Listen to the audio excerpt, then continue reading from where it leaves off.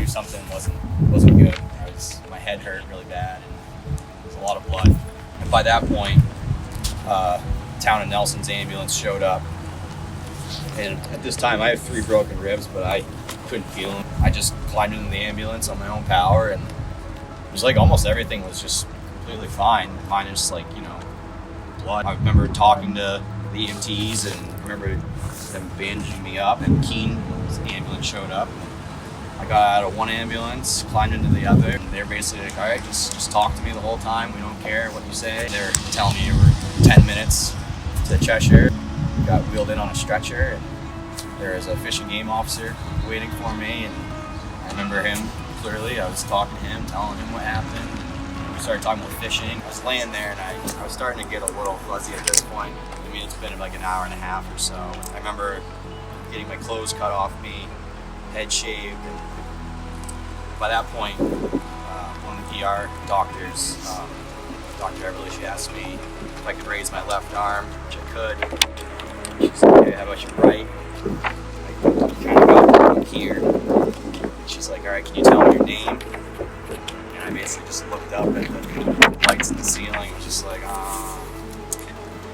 So that's when we knew something was changing really rapidly. And of course it was snowing, so they couldn't fly me.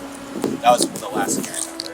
I guess the procedure they had to perform was one that they've never had the opportunity to do, but something had to happen. Bay State's ambulance was 2.5 hours out, so time was definitely ticking. From what I was told, they have this kit. It's basically a hand crank drill that bores into your skull to relieve the pressure and the fluid buildup. And they called in the general surgeon, Dr. Sanders.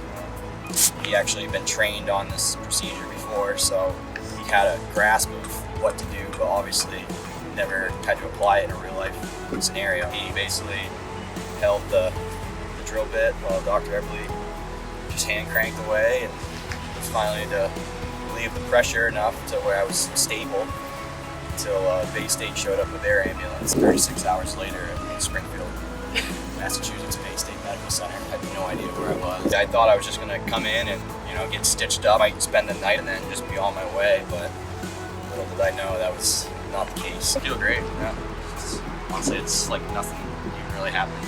I got a couple scars to remind myself. I was just grateful that they saved my life and saved me from potential permanent brain damage.